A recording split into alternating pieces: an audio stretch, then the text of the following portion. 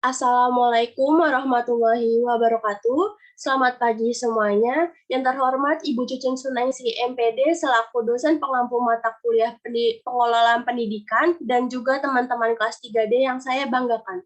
Pada kesempatan ini, izinkan saya, Dean Warafifa, dengan NIM 2004372 dengan absen 24 selaku moderator untuk memimpin jalannya presentasi kelompok 5 dengan judul Sarana dan Prasarana Pendidikan yang akan disampaikan oleh teman-teman kelompok 5.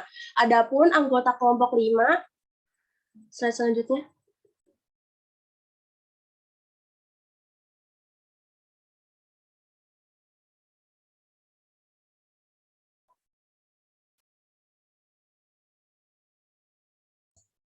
Yang pertama ada Nisa Astari Damayanti dengan NIM 2000051 dengan absen. Yang kedua ada Nisa Aulia dengan NIM 2004325 dengan absen 22. Yang ketiga ada Dean Warafifa dengan NIM 2004372 dengan absen 24. Dan yang terakhir ada Siti Anissa Nurhayati dengan NIM 2008775 dengan absen 42. Untuk mempersingkat waktu, saya persilahkan kepada Nisa Astari untuk menjelaskan materi yang pertama. Kepada Nisa, saya persilahkan. Baik, terima kasih kepada moderator. Di sini saya akan memaparkan mengenai pengertian sarana dan prasarana. Nah, sarana memiliki arti alat. Jadi, sarana pendidikan ialah alat yang secara khusus yang mendukung untuk tercapainya pendidikan. Contohnya yaitu buku pelajaran, alat-alat olahraga, alat laboratorium, dan lain-lain. Kemudian prasarana. Prasarana sendiri memiliki arti tempat, sehingga prasarana pendidikan ialah tempat penunjang pendidikan yang juga mendukung tercapainya tujuan pendidikan. Nah, contohnya yaitu gedung sekolah, halaman sekolah, lapangan olahraga, ruang kelas, dan lain-lain. Nah, jadi dapat diartikan bahwa sarana dan prasarana pendidikan yang dimiliki oleh suatu lembaga merupakan suatu irisan cara untuk tercapainya tujuan proses pembelajaran agar berlangsung secara efektif dan efisien, sehingga semua konsep pendidikan dapat dijalankan. Next. Nah, kemudian konsep dasar. Konsep dasar pada manajemen sarana dan prasarana pendidikan merupakan urutan yang mempunyai kerangka yang digunakan sebagai penyusun suatu pedoman atau dasar dalam pelaksanaannya dengan mengetahui pengertian sarana, tujuan, prinsip, dan ruang lingkup. Kemudian, hal yang sudah terkonsep akan mempermudah dan dalam menetapkan sarana dan prasarana itu tetap diadakan atau dihapuskan. Next. Nah, di sini ada tujuan manajemen sarana dan prasarana pendidikan. Menurut Bafadal, tujuan dari manajemen sarana dan prasarana pendidikan itu ada 3, yaitu yang pertama mengupayakan pengadaan sarana dan prasarana pendidikan dengan sistem perencanaan dan pengadaan secara hati-hati dan seksama. Tentunya dengan adanya manajemen sarana dan prasarana pendidikan, diharapkan sekolah akan mendapatkan perlengkapan yang kualitasnya bagus sesuai dengan yang dibutuhkan sekolah. Yang kedua, mengupayakan penggunaan sarana dan prasarana secara efisien dan tepat. Nah, maksudnya sarana dan prasarana ini harus dipergunakan sesuai dengan kebutuhan. Misalnya, alat untuk bermain bola voli, maka harus dipergunakan juga untuk bermain bola voli. Jangan digunakan untuk yang lain-lain. Kemudian, maksud dari efisien di sini, yaitu misalnya, sarana dan prasarana yang sudah selesai digunakan, maka harus dirapihkan kembali. Jangan sampai setelah digunakan, sarana prasarana itu dipakai untuk yang tidak-tidak. Nah, yang ketiga, mengupayakan perawatan sarana dan prasarana sekolah, agar jika sewaktu-waktu dipergunakan dalam keadaan bagus dan siap pakai. Sekian pemaparan dari saya kembalikan ke moderator. Baik, terima kasih atas pemaparan materinya Nisa Astari. Selanjutnya mengenai ruang lingkup sarana dan prasarana akan disampaikan oleh Nisa Aulia. Kepada Nisa Aulia, saya persilahkan. Baik, terima kasih kepada moderator atas waktunya.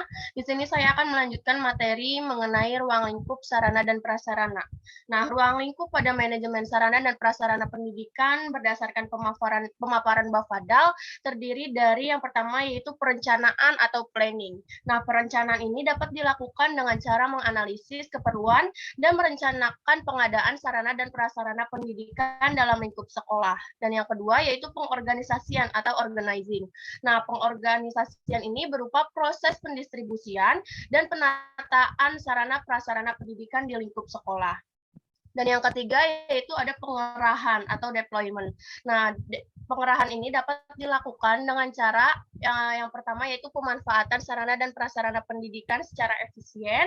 Yang kedua yaitu melakukan perawatan sarana prasarana dan pendidikan yang disediakan oleh pihak sekolah secara rutin agar tetap berada dalam keadaan siap untuk digunakan. Yang ketiga yaitu melakukan pendataan dan penghapusan sarana prasarana pendidikan dalam lingkup sekolah. Yang keempat ada pengawasan atau controlling. Nah, pengawasan ini dapat dilakukan dengan cara melakukan pemantauan dan penilaian proses kerja pemakaian serta pemeliharaan sarana prasarana pendidikan yang ada di ruang lingkup sekolah. Next.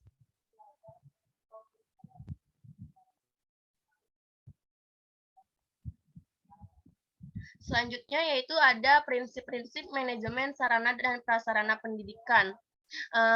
Terdapat macam-macam prinsip umum yang dapat mencakupi dan berkaitan dengan manajemen sarana dan prasarana pendidikan. Nah, di antaranya yang pertama yaitu prinsip pencapaian tujuan.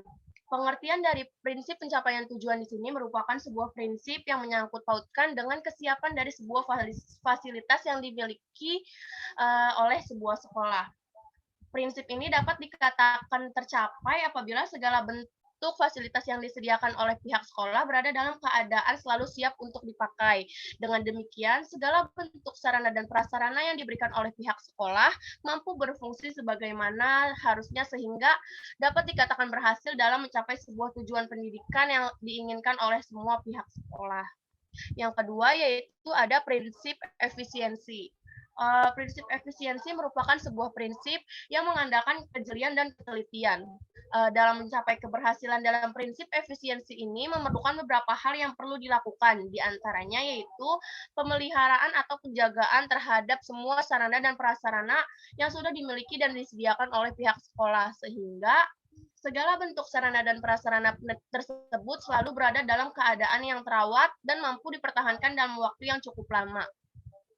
Yang ketiga yaitu prinsip administratif. Pengertian dari prinsip administratif di sini merupakan sebuah prinsip yang selalu bergantung terhadap aturan-aturan yang berlaku. Contohnya seperti semua pengelola sarana dan prasarana yang disediakan oleh pihak sekolah harus sesuai dengan instruksi, undang-undang, dan peraturan serta pedoman yang ada. Yang keempat ada prinsip kejelasan tanggung jawab. Prinsip tanggung jawab merupakan sebuah prinsip yang mengandalkan sebuah tanggung jawab dalam sebuah kegiatan berupa pembagian tugas secara rata kepada semua personil sekolah yang memiliki tugas dan tanggung jawab dalam menyelesaikan tugasnya masing-masing. Yang terakhir yaitu prinsip kohesian. Prinsip kohesian merupakan sebuah prinsip yang berartikan bahwa setiap manajemen sarana dan prasarana pendidikan yang dikelola oleh setiap pihak sekolah wajib terrealisasi dengan bentuk sebuah kerjasama yang mengandalkan kekompakan pada setiap personilnya. Untuk itu, dalam mencapai sebuah keberhasilan dalam prinsip ini diperlukan kerjasama yang baik antara satu personil dengan personil yang lainnya. Apabila semua prinsip yang tadi saya sebutkan sudah dilaksanakan secara maksimal oleh pihak sekolah, maka semua dapat dipastikan pula bahwa manajemen sarana dan prasarana pendidikan akan berjalan sesuai dengan tujuan apa yang sudah ditetapkan oleh pihak sekolah sejak awal. Next.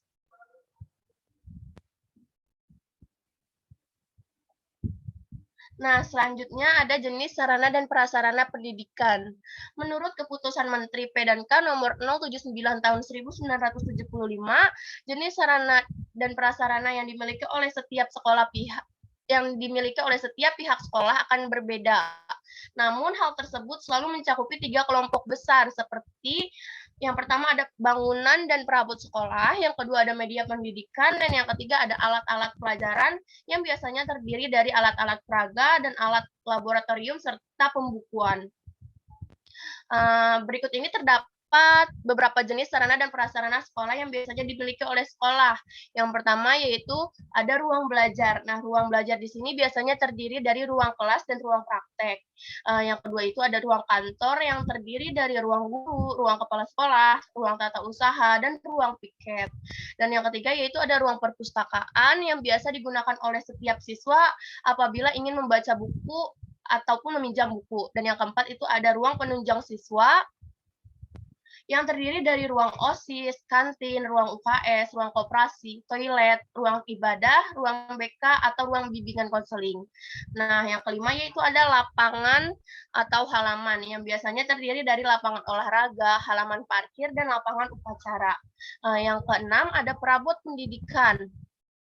Nah, perabot pendidikan merupakan jenis perabot atau mebel yang biasa digunakan untuk mendukung sebuah kegiatan belajar mengajar yang merupakan bagian dari pendidikan.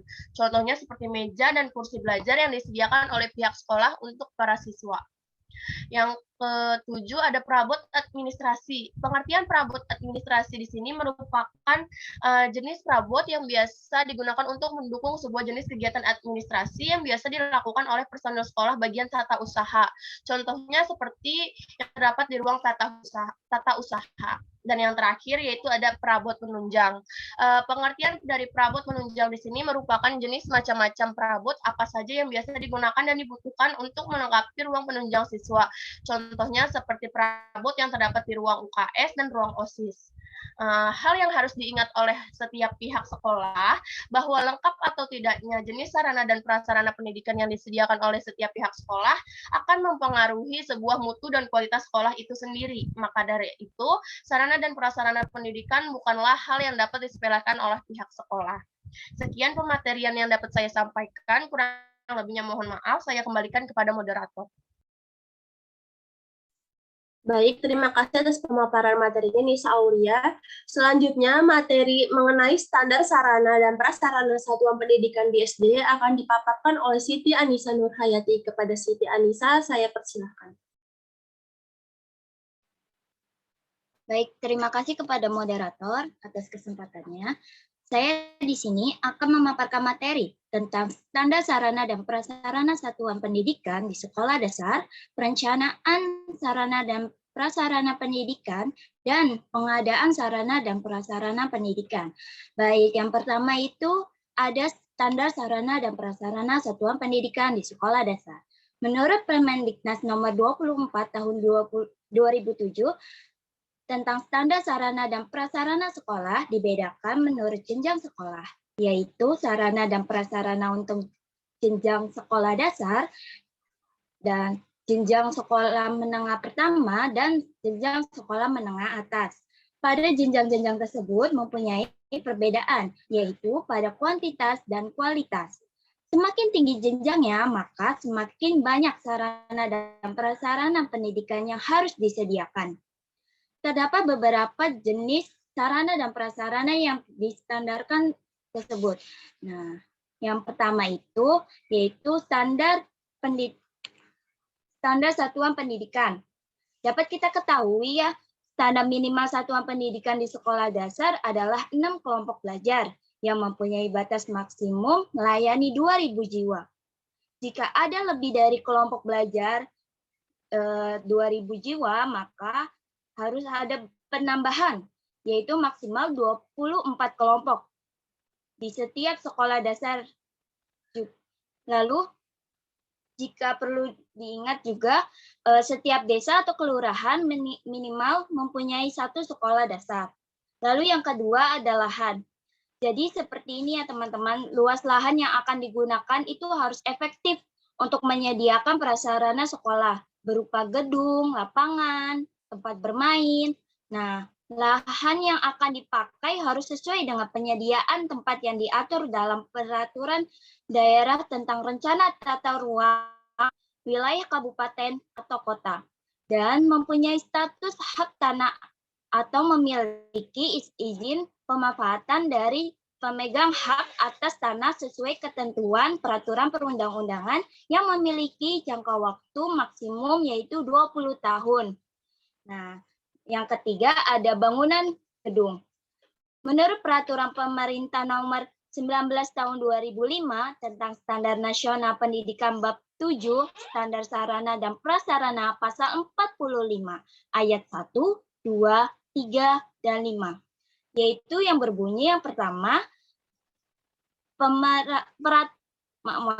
yang pertama, standar rasio luas ruang kelas per peserta didik dirumuskan oleh BSMP, ditetapkan dengan peraturan menteri.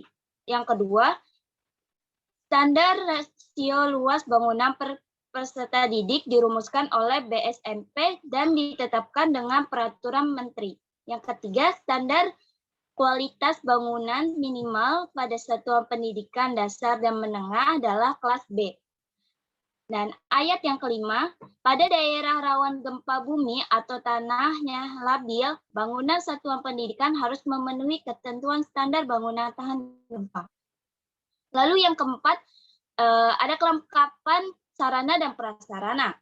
Prasarana minimum yang harus ada pada suatu sekolah dasar adalah yang pertama ruang kelas, ruang perpustakaan, ruang laboratorium, IPA, ruang kepala sekolah atau pimpinan, ruang guru, ruang UKS, ruang sirkulasi, tempat ibadah, jamban, gudang, dan tempat bermain atau berolahraga. Pada setiap sarana dan prasarana tersebut harus dilengkapi dengan jumlah yang harus didukung gitu. Lalu saya juga pernah membaca sebuah artikel ya bahwa menginformasikan bahwa pelajar itu lebih suka menahan buang air kecil atau besar dikarenakan malas pergi ke WC gitu. Sekolah yang tidak bersih. Karena WC-nya tidak bersih. Padahal pelajar juga berhak gitu mendapatkan fasilitas pendukung yang layak agar mereka tidak malas untuk datang dan belajar di sekolah. Jadi sarana itu sangat penting didukung ya. Lalu next. Ada perencanaan sarana dan prasarana pendidikan. Menurut Barnawi dan Arifin tahun 2012 halaman 51, perencanaan berasal dari kata rencana yang mempunyai makna rancangan atau kerangka dari suatu yang dilakukan pada masa depan. Dalam perencanaan sarana dan prasarana pendidikan harus memperhatikan keefektifan proses pendidikan di sekolah.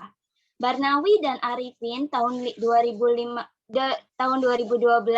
halaman 53 menyatakan perencanaan pengadaan barang bergerak banyak perlengkapan dan perabot sekolah harus memenuhi syarat-syarat tertentu.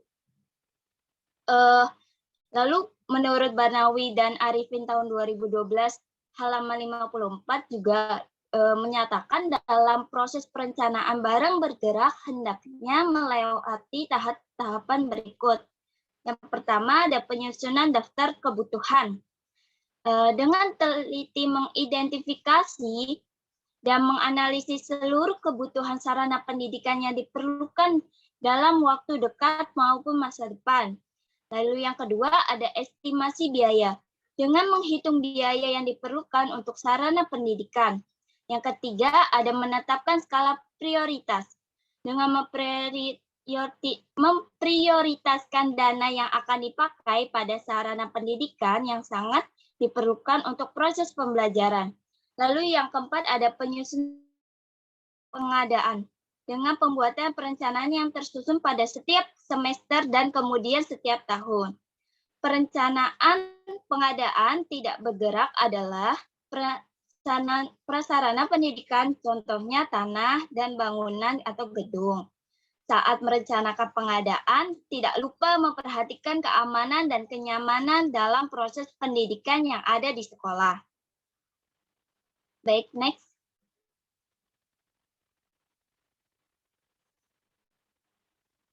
Lalu ada pengadaan sarana dan prasarana pendidikan. Pengadaan sarana dan prasarana pendidikan di sekolah adalah segala kegiatan yang dilakukan dengan menyediakan segala barang atau jasa yang diperlukan berdasarkan hasil perencanaan yang telah dilaksanakan sebelumnya dengan maksud untuk menunjang kegiatan pembelajaran agar dapat berlangsung secara efektif dan efisien dalam sesuai dengan tujuan yang direncanakan. Nah, adapun keputusan Presiden nomor 80 tahun 2003 tentang pedoman pelaksanaan pengadaan barang jasa pemerintah pasal 1 ayat 1 menyatakan pengadaan barang jasa pemerintah adalah kegiatan pengadaan barang jasa yang dibiayai dengan anggaran pendapatan dan belanja negara atau APBN atau anggaran pendapatan dan belanja daerah atau APBD, baik yang dilaksanakan secara mandiri maupun sebagai penyediaan barang jasa. Tujuannya pengadaan sarana dan prasarana adalah untuk menunjang proses pendidikan sedemikian rupa agar terlaksana secara efektif dan efisien sesuai dengan tujuan yang telah direncanakan. Baik, terima kasih. Sekian dari pemaparan dari saya kembalikan kepada moderator. Baik, terima kasih kepada Siti Anissa Nurhayati atas pemaparan materinya. Selanjutnya materi akan saya sampaikan sendiri. Baik, selanjutnya terdapat prinsip mengenai pelaksanaan pengadaan barang atau jasa yang terdapat dalam Keputusan Presiden Nomor 80 Tahun 2003 mengenai pedoman pelaksanaan pengadaan barang atau jasa pemerintah. Pada pasal 3 menyatakan pengadaan barang atau jasa wajib menerapkan prinsip-prinsip. Yang pertama itu ada prinsip efisien, yang berarti penyediaan barang atau jasa harus sesuai dengan kebutuhan yang telah ditetapkan dan dapat mendatangkan manfaat yang maksimal sesuai dengan tujuan yang telah ditetapkan. Lalu yang kedua ada prinsip efektif, yang berarti proses perolehan barang atau jasa harus dilakukan sesuai dengan kebutuhan dan dapat memberikan manfaat yang sebesar-besarnya sesuai dengan tujuan yang telah ditetapkan. Lalu yang ketiga ada prinsip terbuka dan bersaing. Artinya pembelian barang atau jasa harus terbuka kepada pemasok barang atau jasa yang memenuhi persyaratan dan dilakukan dalam rangka persaingan yang sehat antara pemasok barang atau jasa tersebut. Lalu yang keempat ada prinsip transparan, yang berarti semua syarat dan informasi yang berkaitan dengan pembelian barang atau jasa dilakukan secara terbuka. Yang kelima ada prinsip adil atau tidak diskriminatif, yang berarti perlakuan yang sama terhadap semua calon pemasok dan tidak mengakibatkan pemberian keuntungan kepada pihak tertentu dengan cara apapun atau dengan alasan apapun. Lalu yang terakhir ada prinsip akuntabel, yang berarti harus mencapai tujuan materi, keuangan, dan manfaat untuk pelaksanaan fungsi administrasi publik dan pelayanan publik secara teratur sesuai dengan prinsip dan peraturan yang berlaku dalam pengadaan barang atau jasa. Selanjutnya terdapat beberapa cara alternatif untuk memperoleh. Yang pertama dengan melakukan pembelian, lalu yang kedua membuat produk sendiri, lalu yang ketiga menerima hadiah atau bantuan seperti hibah, yang keempat melakukan penyewaan, dan yang terakhir melakukan pinjaman. Next slide selanjutnya. Lalu yang kedua ada penyimpanan sarana dan prasarana pendidikan. Kegiatan yang dilakukan untuk menyesuaikan hasil penyediaan atau pengadaan tempat yang disediakan merupakan definisi dari penyimpanan. Saat melakukan penyimpanan diperlukan aspek administrasi untuk menunjang kinerja kegiatan di bidang kearsipan sehingga terdapat tata cara penerimaan dan tata cara penyimpanan barang meliputi yang pertama adalah penerimaan. Hal-hal yang dilakukan pada saat penerimaan barang, yang pertama penerimaan, pemberitahuan penyerahan barang oleh pihak penerima barang, seperti mempersiapkan segala sesuatu yang diperlukan untuk penerimaan barang dan pengawasan barang. Lalu yang kedua, verifikasi, seperti memeriksa keutuhan fisik dan administrasi barang yang diterima, seperti sertifikat kepemilikan, dan yang terakhir membuat riwayat barang masuk dan hasil pemeriksaan. Lalu yang kedua ada tata cara yang penyimpanan barang dan kegiatan yang dilakukan seperti yang pertama pemeriksaan barang yang akan disimpan, lalu yang kedua menyiapkan barang menurut golongan atau harga tertentu, yang ketiga memasukkan barang dalam buku penerimaan barang, kartu barang, dan kartu stok. Dan yang terakhir, menyiapkan peta lokasi barang yang disimpan untuk pengeluaran yang benar.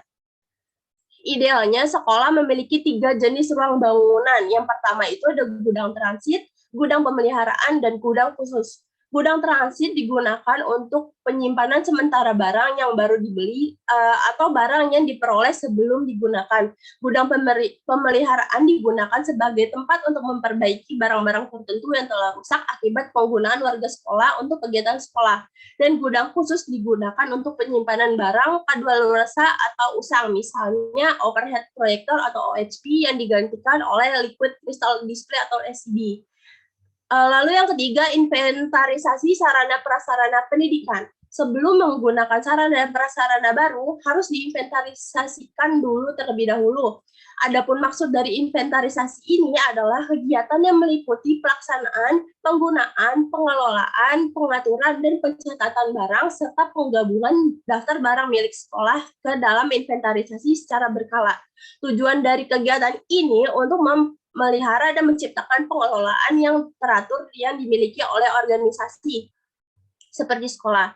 Ada 3 jenis kegiatan yang harus dilakukan sehubungan inventarisasi ini. Yang pertama, mencatat sarana dan prasarana sekolah dalam pembukuan sarana dan prasarana. Lalu yang kedua, melakukan coding atau pemberian kode pada prasarana dan sarana yang tercatat dalam buku dan sarana dan prasarana. Dan yang terakhir, melaporkan sarana dan prasarana kepada pihak-pihak yang bertanggung jawab atas laporan pendataan. Lalu yang keempat, ada penghapusan sarana dan prasarana pendidikan. Penghapusan ini adalah kegiatan yang mengelolakan sarana dan prasarana pendidikan untuk menghapus barang dari inventarisasi sekolah sesuai dengan aturan undang-undang dan peraturan yang berlaku. Adapun tujuan dari kegiatan ini, yang pertama, mengurangi dan mencegah kerugian besar akibat biaya perbaikan barang, lalu yang kedua mengurangi serta mencegah terjadinya pemborosan uang karena biaya keamanan, karena disebabkan tidak dapat digunakannya lagi. Lalu selanjutnya ada menghapus barang usang agar tidak membuang-buang atau tempat dan sebagainya. Selanjutnya, slide selanjutnya.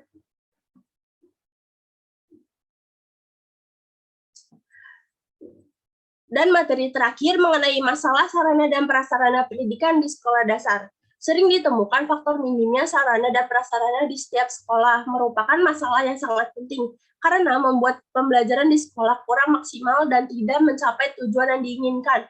Oleh karena itu, perlu adanya tindak lanjut dari sekolah, pemerintah, dan lembaga pendidikan dan orang tua siswa. Seperti pada faktanya, tingkat pendidikan di Indonesia pada saat ini belum merata, terutama di daerah-daerah seperti desa terpencil, daerah terpencil, dan daerah-daerah yang identik dengan ekonomi lemah. Lalu ada beberapa upaya yang dapat dilakukan oleh berbagai pihak agar masalah sarana dan prasarana di sekolah dasar ini dapat dikendalikan. Yang pertama,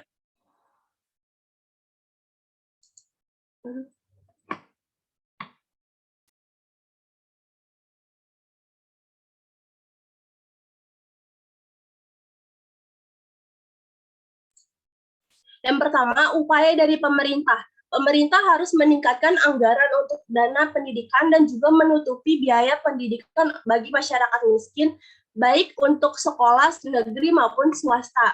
Pemerintah harus memperhatikan sarana dan prasarana yang ada di daerah masing-masing.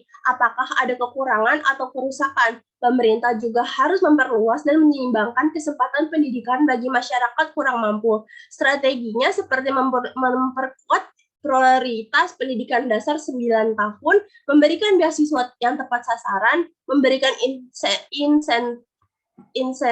intensif bagi guru yang bekerja di daerah terpencil, memperkuat sistem pendidikan terpadu untuk penyandang disabilitas, dan meningkatkan keterlibatan masyarakat dan dalam mendukung pendidikan yang berkualitas. Lalu yang kedua ada upaya sekolah dan orang tua. Upaya yang dapat dilakukan oleh sekolah seperti sekolah harus pandai-pandai mengelola dana dan juga harus mengusulkan dana kepada pemerintah sesuai dengan keadaan sarana dan prasarana yang dibutuhkan di sekolah tersebut. Jika ada kekurangan, guru juga harus meningkatkan kreativitasnya untuk mengajar dengan alat seadanya. Dan untuk orang tua mungkin bisa memberikan sumbangan-sumbangan yang dapat membantu proses belajar mengajar di sekolah. Dan terakhir, upaya yang dilakukan oleh lembaga pendidikan. Umumnya pemerintah hanya mengoptimalkan pendidikan di kota-kota dan mengabaikan pendidikan di daerah-daerah terpencil. Misalnya di daerah terpencil terdapat masalah minimnya sarana dan prasarana yang berkaitan dengan pendidikan, seperti tenaga pengajar yang menumpuk di perkotaan, sedangkan di daerah terpencil tenaga pengajarnya lebih sedikit. Jadi lembaga perlu turun tangan dalam pembagian rata antara tenaga pendidik di perkotaan dan di daerah terpencil dan memperhatikan sarana dan prasarana di daerah terpencil. Jika upaya tersebut dilakukan dengan baik dan secepat mungkin, maka pemerataan sarana dan prasarana di sekolah di daerah terpencil akan segera terpenuhi.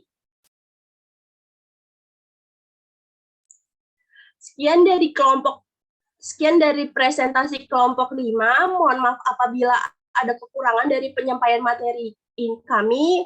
Kurang lebihnya mohon maaf. Terima kasih. Wassalamualaikum warahmatullahi wabarakatuh.